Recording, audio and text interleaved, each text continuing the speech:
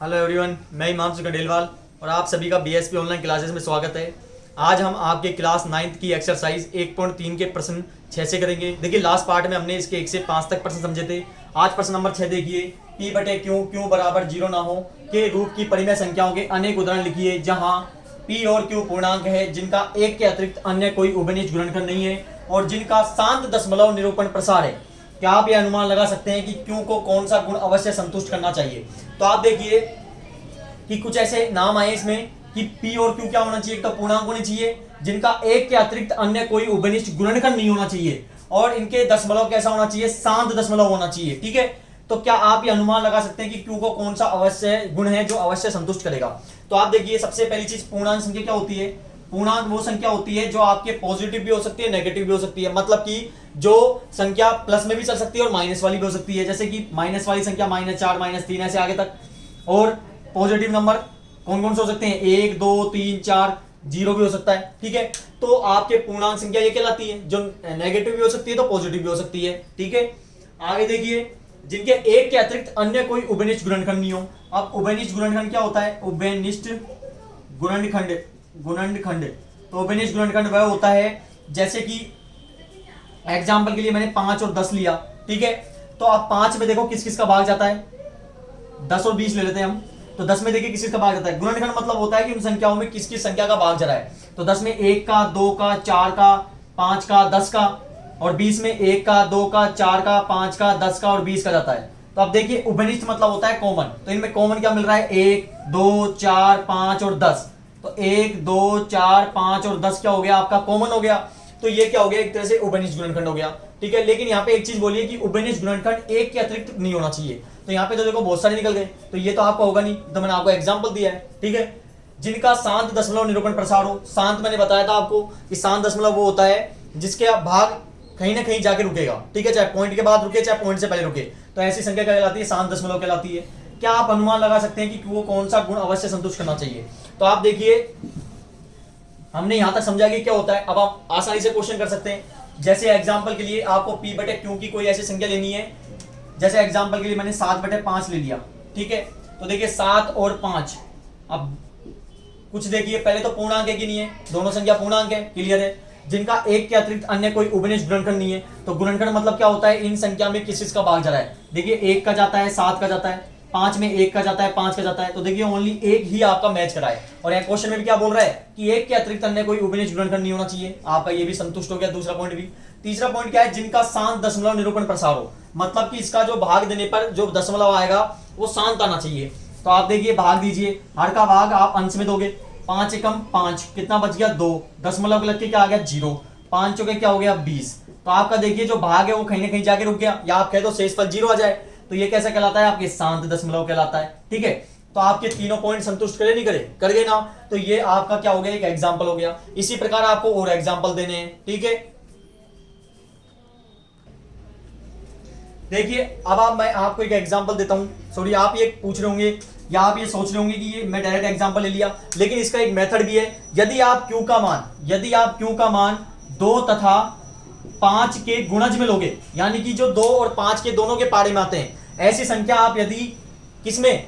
हर में लोगे, Q का मान लोगे, तो आपका वो शांत दशमलव होगा। लेकिन एक चीज और ध्यान रखना, अंश में जो आप संख्या लोगे वो दोनों में गुणनखंड एक के अतिरिक्त नहीं होना चाहिए, उभयनिष्ठ गुणनखंड। तो एग्जांपल के लिए देखिए और संख्या ले सकते हैं हम, 7 बटे 2 भी ले सकते हो आप।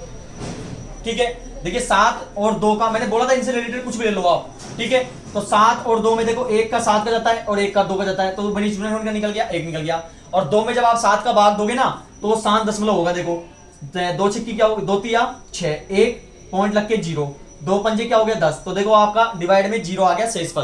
तो आपका क्या हो गया? शांत दशमलव हो गया। तो आपके सारे संतुष्ट करे नहीं करे? और एग्जांपल ले सकते हो आप, जैसे कि अब आप 8 बटे 20 नहीं ले सकते, क्योंकि देखो 2 और 5 का गुणज तो 20 होता है, 8 भी ठीक है। अब आप जब 8 और 20 का उभयनिष्ठ गुणनखंड निकालोगे ना तो 1 4 8, 1 2 4, तो देखो आपका ये 4 4 मिल गया। जबकि यहाँ पे क्या बोल रहा है? उभयनिष्ठ गुणनखंड एक के अतिरिक्त नहीं होना चाहिए। ठीक है, तो आपका ये नहीं हो सकता। और आप एग्जांपल ले सकते हो 11 बटे 20। ठीक है, 11 बटे 20 ले सकते हो आप, 11 बटे 20 ले लो, 13 बटे 10 ले लो। ये संख्या क्या है? एक तरह से इनके उभयनिष्ठ गुणनखंड भी एक निकलेगा दशमलव भी शांत होगा, ठीक है, और आपके ये हो गया, और संख्या क्या होगी, पूर्णांक होगी। तो ये सारे गुण आपके क्या हो जाएंगे, संतुष्ट हो जाएंगे। तो और एग्जांपल ऐसे आप कुछ कुछ बता सकते हो। और एग्जांपल 7/5 हो गया, 7/2 हो गया, और 17/20 हो गया। तो इस प्रकार की कुछ एग्जांपल है जो आप बता सकते हो। और आपको ये बताना था कि ऐसे कुछ एग्जांपल देने थे जो कि क्या हो, जिनके गुणनखंड क्या हो, उभयनिष्ठ हो, एक के अतिरिक्त कोई गुणनखंड ना हो, पूर्णांक हो और शांत दशमलव हो। तो ऐसे कुछ एग्जांपल ये हैं, ठीक है। प्रश्न 7, ऐसी 3 संख्याएं लिखिए जिनके दशमलव पश्चात अन्वसानी अनावर्ती हो।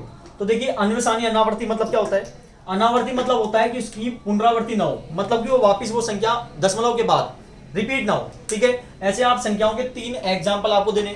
तो देखिए इस प्रकार के आप दे सकते हो 0.1001, ठीक है, 01, 001, 0001, 00001।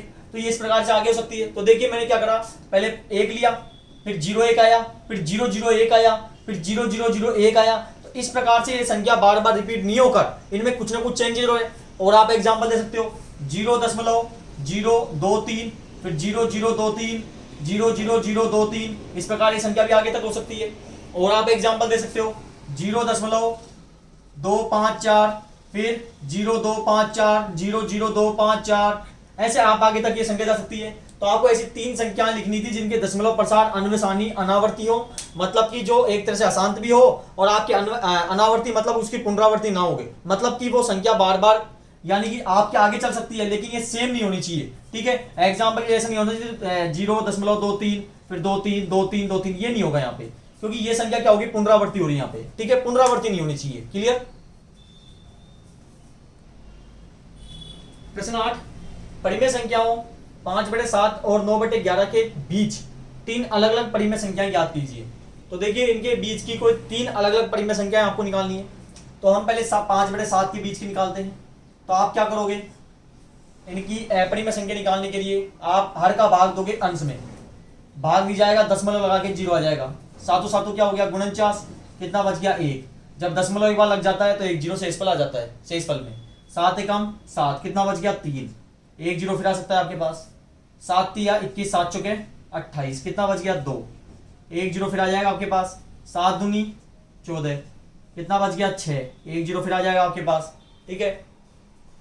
7 एकम 7, 7 8 56, 8 बार गया, कितना बच गया 4, 1 0 फिर आ सकता है आपके पास। 7 पंजे 35, नीचे क्या बच गया, शेषफल 5। अब आप एक चीज देखिए, जब शेषफल नीचे 5 बच रहा है, शुरुआत भी हमने कहां से की थी, 5 से की थी, तो इसका मतलब ये संख्या वापिस यहीं से रिपीट होगी जहां से हमने शुरुआत की थी। तो इसके ऊपर हम क्या कर देंगे, बार लगा देंगे। इस बार का मतलब होता है कि ये संख्या आप जब आगे डिवाइड दोगे ना, आगे भाग करोगे, तो ये इसी तरह से वापस आगे तक मिलती जाएगी, ठीक है। तो इस बार लगाने का मतलब होता है कि संख्या आगे तक इसी प्रकार चलती जाएगी, ठीक है। तो इसका आंसर क्या हो गया, 0.7148, ठीक है। यहां तक क्लियर आपके। इसी प्रकार हम इसका आगे निकालते हैं। अब आप देखिए हम निकालेंगे 9/11 का। तो 9/11 का वही आप हर का भाग दोगे अंश में, भाग नहीं जाएगा, पॉइंट लगा के 0 आ जाएगा, दशमलव लग के। 11 8 कितना हो गया 88, कितना बच गया 2, 1 0 आ सकता है आपके पास, क्योंकि जब पॉइंट लग चुका है दशमलव तो 1 0 आ जाता है। 11 एकम 11, नीचे शेषफल देखो क्या बच गया, 9 बच गया। तो आपने शुरुआत कहां से की थी, 9 से की थी, भाग 9 से 9 में दिया था, तो आपके वही शेषफल 9 आ गया। इसका मतलब ये भी संख्या बार बार क्या होगी, आगे तक रिपीट होगी। तो हम इसके ऊपर यहां से बार लगा देंगे। तो जो इसका आंसर आया वो क्या है आपके पास, 0.81 के ऊपर बार। तो अब इनके बीच की कोई 3 परिमेय संख्या आप लिख दीजिए। तो आसानी से लिख सकते हो आप, जैसे कि कुछ भी लिख दो। 0.71 है तो 0.72, फिर 0.72, फिर 0.072, ऐसे आगे तक चलती जाएगी, ठीक है। और लिखनी है तो आप लिख दो 0.732, 734, 735, इस प्रकार आगे जा सकती है, ठीक है।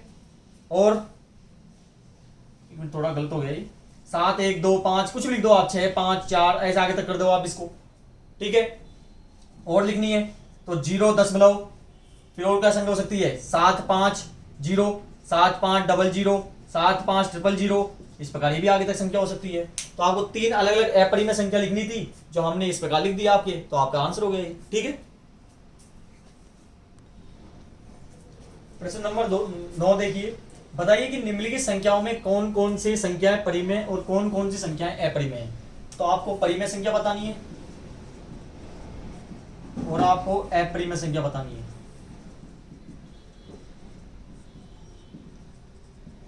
तो देखिए पहली वाली संख्या देखिए √23।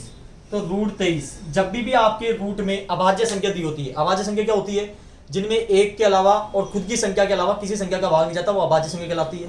इंग्लिश में प्राइम नंबर होते हैं, ठीक है। तो यदि कोई रूट में यदि आपके अभाज्य संख्या दी हुई है तो वो संख्या आपके अपरिमेय संख्या कहलाएगी। तो आपका पहला क्या हो गया, अपरिमेय हो गया। देखिए 225 रूट में है, इसका आप एलसीएम लोगे, दो दो के जोड़े बनाओगे तो आपके 15 निकलेगा। देखो कैसे, रूट खोलने के लिए हम क्या करेंगे, दो दो के जोड़े बनाएंगे एलसीएम लेके। तो 5 का भाग जाएगा 5 के 20, 50 25, फिर 5 का जाएगा 9, 3 का जाएगा 3, 3 का जाएगा 1, तो 5 और 3, 5 दिया क्या हो गया 15। तो इसका मतलब ये रूट निकल के क्या हो गया 15 हो गया। तो ये संख्या कैसे कहलाएगी, जब रूट में खुल गई तो ये भी संख्या कैसे कहलाएगी आपके, एक परिमेय संख्या कहलाएगी, ठीक है। तो दूसरी क्या हो गई आपके, परिमेय संख्या हो गई। क्योंकि ध्यान देना आप एलसीएम जब लोगे दो दो के जोड़े बन गया, इसका मतलब रूट हट गया, और ये बिना रूट वाली संख्या ये क्या हो सकती है, परिमेय संख्या हो सकती है, ठीक है। जो कि दशमलव में नहीं है, सीधी संख्या सिंपल संख्या है, परिमेय संख्या कहलाती है। 0.3796, 0.3796 एक शांत दशमलव है, और शांत दशमलव हमेशा आपकी परिमेय संख्या ही होगा, ध्यान रखना। शांत दशमलव क्या होता है, जो कि देखो कहीं आगे जाके इसका भाग नहीं जा रहा आगे, तो ठीक है ना, ये हो गया इसका आगे। चौथा देखिए 7.478, तो आप देखिए ये 478 है, ये बार बार रिपीट हो रहा है, तो इसका मतलब इसके ऊपर हम क्या लगा सकते हैं, बार, और जिसके ऊपर हम बार लगाते हैं वो संख्या आपकी क्या कहलाती है, परिमेय संख्या कहलाती है, ठीक है। तो चौथी भी आपकी परिमेय संख्या है। 5 भी देखिए आप 0.1 0.1 0 1 00 फिर 1 000 1 4 टाइम 0, ऐसे आगे तक है ये, ठीक है। तो आप देखिए ये एक अशांत है, लेकिन इसकी देखिए पुनरावृत्ति, मतलब कि क्या हो रहा है, ये इसके ऊपर आप बार नहीं लगा सकते, क्यों, क्योंकि देखिए 1.10 फिर 1 00, मतलब की संख्या सेम नहीं है, ठीक है। तो ऐसी संख्या क्या कहलाती है, जो आगे तक भी रिपीट हो रही है और ये अशांत भी है, तो और देखिए सेम भी नहीं है, मतलब कि हम क्या कर रहे हैं, इसकी पुनरावृत्ति सेम नहीं है एक तरह से, ठीक है। तो ये क्या कहलाएगी, आपकी अपरिमेय संख्या कहलाएगी। तो 5वीं भी क्या हो गई, आपकी अपरिमेय संख्या हो गई, ठीक है, क्लियर।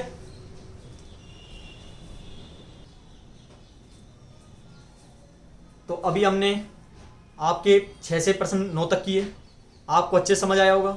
लेकिन प्लीज़ जिसने अभी तक सब्सक्राइब तथा बेल आइकन का बटन नहीं दबाया है वो जरूर करें, और आगे आने वाली वीडियो जरूर देखें। धन्यवाद।